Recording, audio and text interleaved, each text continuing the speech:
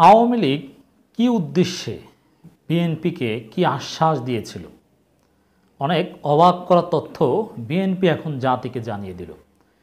BNP যেই মুহূর্তে ভারতের আধিপত্যবাদের বিরুদ্ধে সোচ্চার হলো, এই মুহূর্তে বর্তমান প্রজন্মের জন্য এই তথ্যগুলো বিএনপি সংবাদ সম্মেলন করে রুহুল কবির রিজভীর মাধ্যমে যা জানালো, এটা অতীব জরুরি। আমি মনে করি নতুনভাবে আবার জাতিকে এই বিষয়গুলো জানিয়ে দেওয়া দরকার, আলোচনায় আনা দরকার।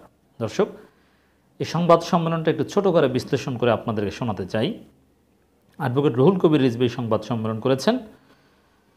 তিনি যেটা বলছেন যে একসময়ের জনপ্রিয় ছাত্রনেতা, বিশিষ্ট রাজনীতিবিদ, বিএনপির কেন্দ্রীয় কমিটির সাংগঠনিক সম্পাদক ও সিলেট জেলা বিএনপির সাবেক সভাপতি, সাবেক সংসদ সদস্য, স্বৈরাচার বিরোধী সাহসী কণ্ঠস্বর ইলিয়াস আলীর গুমের 12 বছর পূর্ণ উপলক্ষে আমি যখন কথা বলছি তার একদিন আগে তিনি সংবাদ সম্মেলন করেছেন। তো এই 12 বছর এক যুগ পূর্তিতে গুরুত্বপূর্ণ অনেক তথ্য সামনে এনেছেন এবং ইলিয়াস আলী আসলে সাহসিকতার মূর্ত প্রতীক।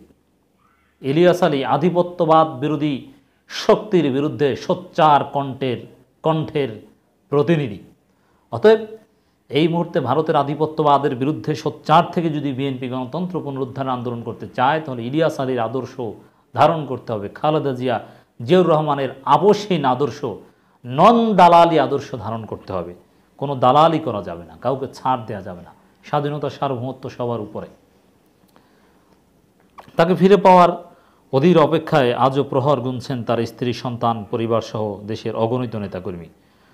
শেখ হাসিনা সরকারের নির্দেশে 2012 সালের 17 এপ্রিল মধ্যরাতে রাজধানীর বনানীর 2 নম্বর সড়কে সাউথ পয়েন্ট স্কুল অ্যান্ড কলেজের সামনে থেকে আইনশৃঙ্খলা রক্ষাকারী বাহিনীর সদস্যরা গাড়ি চালক আনসার আলী সহ তুলে নিয়ে যায় ইলিয়াস আলীকে।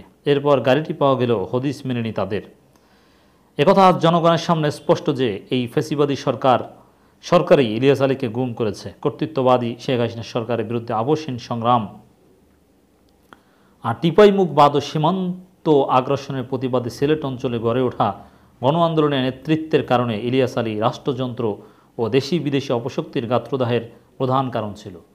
এই পয়েন্টটা আমি এই মুহূর্তে রাজনীতিতে সবচেয়ে গুরুত্বপূর্ণ মনে করি। বিএনপি যেহেতু এই সময়ে ভারতের আধিপত্যবাদের বিরুদ্ধে সোচ্চার রুখে দাঁড়ানোর চেষ্টা করছে, ভারতের পণ্য বর্জন ক্যাম্পেইনে সংহতি জানাচ্ছে, অতএব এই বিষয়টা বোঝা দরকার। রুহুল কবির রিজভী কী ইঙ্গিত দিলেন, এটা সালাউদ্দিন আহমেদের মতোই।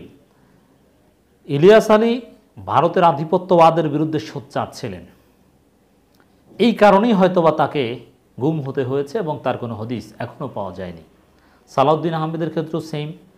অতএব ভারতের আধিপত্যবাদের বিরুদ্ধে সোচ্চার হওয়ার সময় বিএনপিকে ইলিয়াস আলীকে ধারণ করতে হবে এবং এই বিষয়টা বুঝতে হবে যে আসলে ভারতের আধিপত্যবাদের বিরুদ্ধে মারাত্মকভাবে রুখে দাঁড়িয়ে কেউ বেঁচে থাকতে পারে না। যেমন আমরা আলী হাসান মুজাহিদ, মৌলানা মতিউর রহমান নিজামী, কাশেম আলী, কামরুজ্জামান তাদের কথা জানি, ঠিক তদ্রূপ ইলিয়াস আলী সালাউদ্দিনের কথাও জানি। সালাউদ্দিন আহমেদ জীবিত আছেন, এটা তার ভাগ্য ভালো। ইলিয়াস আলীর কোনো খোঁজ খবর পাওয়া যাচ্ছে না। অতএব এটা ভারত প্রসঙ্গের সাথে জড়িত, এই বিষয়টা বুঝতে হবে। নতুন প্রজন্মকে এই বিষয়টা রিয়েলাইজ করতে হবে। রুহুল কবির রিজভী এটাই বোঝাতে চেয়েছেন। ইলিয়াস আলীকে গুম করার পর সরকার বহুবিধ নাটক সাজিয়েছিল। এ সময় তার বিরুদ্ধে অশোভন কথা লিখে দেয়ালে পোস্টার সাটিয়েছিল সরকার এজেন্টরা। গুমের ঘটনার পর তার স্ত্রীকে প্রধানমন্ত্রী কার্যালয় থেকে খুদে বার্তা পাঠিয়ে শেখ হাসিনার সাথে সাক্ষাতের আয়োজন এবং ইলিয়াস আলীকে খুঁজে বের করার আশ্বাস ছিল লোক দেখানো। এর মানে তাহলে প্রধানমন্ত্রীর পক্ষ থেকে বা সরকারের সর্বোচ্চ পর্যায় থেকে ইলিয়াস আলীর স্ত্রীকে যে আশ্বাস দেওয়া হয়েছিল, ইলিয়াস আলীর স্ত্রীকে আশ্বাস দেওয়া মানে কি জাতিকে আশ্বাস দেওয়া যে তাকে খুঁজে বের করা হবে, সেই আশ্বাসের উদ্দেশ্য কী ছিল আজকে বিএনপি জানিয়ে দিল। কারণ ওই সময় বিএনপির 5 দিন হরতাল ছিল, আর বিএনপি সেই হরতাল ও আন্দোলন বন্ধ করার জন্যই ছিল ওই মিথ্যা আশ্বাস। এর মানে আশ্বাসের উদ্দেশ্য কি? বিএনপির আন্দোলন বন্ধ করা। বুঝতে পেরেছিলেন? এটা বিএনপি জানিয়ে দিল। খুবই গুরুত্বপূর্ণ পয়েন্ট। গুম হওয়ার পর থানায় জিডি করা হয়, কোর্টে মামলা করা হয়, এরপরও তাকে ফিরিয়ে দেননি মাননীয় প্রধানমন্ত্রীর কথা বলছেন। ইলিয়াস আলী আসলে গুম যেই করুক, এটা রাষ্ট্রের দায়িত্ব তাকে খুঁজে বের করার। ইলিয়াস আলী আত্মগোপনে গেলেও তাকে খুঁজে বের করে দেওয়া রাষ্ট্রের দায়িত্ব। অতএব রাষ্ট্রকে বিএনপি দায়ী করবে, এটা একেবারেই স্বাভাবিক। ইলিয়াস আলীর সন্ধানে দেশের বিভিন্ন স্তরে আইনশৃঙ্খলা রক্ষাকারী বাহিনীকে অভিযান চালানো, হাস্যকর নাটক করতে দেখা যায়। উচ্চ আদালতে করা ইলিয়াস আলীর স্ত্রী তাহসিনা রশদির লুনার রিট আবেদন ও শুনানি তো আটকে দেয় সরকার, অথচ অদৃশ্য হওয়া নাগরিককে ফেরত দেওয়ার উচ্চ আদালতের নির্দেশনাকে বাধাগ্রস্ত করে সরকার। সুতরাং ইলিয়াস আলী সহ সকল গুম রাষ্ট্রের পৃষ্ঠপোষকতায় হয়েছে, বেআইনি গুম খুনের ফেস্টিভ্যাল পালন করে যাচ্ছে সরকার, বিএনপি অভিযোগ করছে। সমাজে মানুষের মধ্যে ভয়, আতঙ্ক, নিরাপত্তাহীনতার বোধ সৃষ্টির জন্যই গুমকে কৌশল হিসাবে ব্যবহার করছে আওয়ামী নাৎসিবাদী শাসক গোষ্ঠী। মূল লক্ষ্য বিরোধী কণ্ঠকে নির্মূল করা। এটা কিন্তু হিটলারও করত, এরকম গুম করত, অথবা আগুন লাগানোর নাটক করত, নিজেরা আগুন লাগিয়ে স্যাবোটাস করে বিরোধী দলের উপর দায় চাপানো হতো, তারপরে তাদেরকে দমন করা হতো, বড় বড় লক্ষ্য উদ্দেশ্যে এভাবে অর্জন করত। এটাই রুহুল কবির রিজভী বোঝানোর চেষ্টা করেছেন। কোনো আর্তনাদ, হাহাকার তাদের বোধোদয় ঘটাতে পারেনি। শেখ হাসিনা বাংলাদেশকে আজ আন্তর্জাতিক অঙ্গনে মানবাধিকার লঙ্ঘনের দেশ, গুম খুনের দেশ হিসেবে পরিচয় দান করেছেন। এখন আন্তর্জাতিক কমিউনিটির বা আন্তর্জাতিক বিভিন্ন গণতান্ত্রিক আউটফিটের বিভিন্ন রিপোর্ট, বিভিন্ন পর্যবেক্ষণ, ফাইন্ডিংস, এগুলো আওয়ামী লীগ এখনও বিশ্বাস করে না। আটলান্টিক কাউন্সিল হোক, জাতিসংঘ হোক, এমনকি জাতিসংঘের উপরও আওয়ামী লীগের আস্থা নেই। মানে আওয়ামী লীগ একেবারে অগণতান্ত্রিক, সেই সোভিয়েত আমল বা সোভিয়েত ইউনিয়ন যেরকম একটা এন্টি এস্টাবলিশমেন্ট ধারণায় বিশ্বাসী ছিল, একটা ভিন্ন ওয়ার্ল্ড অর্ডারে বিশ্বাসী ছিল, তা আওয়ামী লীগ এখন অনেকটা সেদিকেই যাচ্ছে। গত 1.5 দশক ধরে দেশের সম্পদের বিরাট অংশ তারা দুবাই, কুয়ালালামপুর, ইউরোপে পাচার করেছে। এই সমস্ত অনাচার জনচক্ষু থেকে সরিয়ে দিতে গুমের মতো নির্দয় অমানবিক পন্থা অবলম্বন করছে। তো এটা সরকারের উদ্দেশ্য কি গুম করা, সেটাও রিজভী ক্লারিফাই করে দিলেন। ইলিয়াস আলীকে গুম করা ঘটনা কাকতালীয় বিষয় বা তাকে গুম করা শুধু সরকারের সিদ্ধান্ত ছিল বলে আমরা মনে করি না।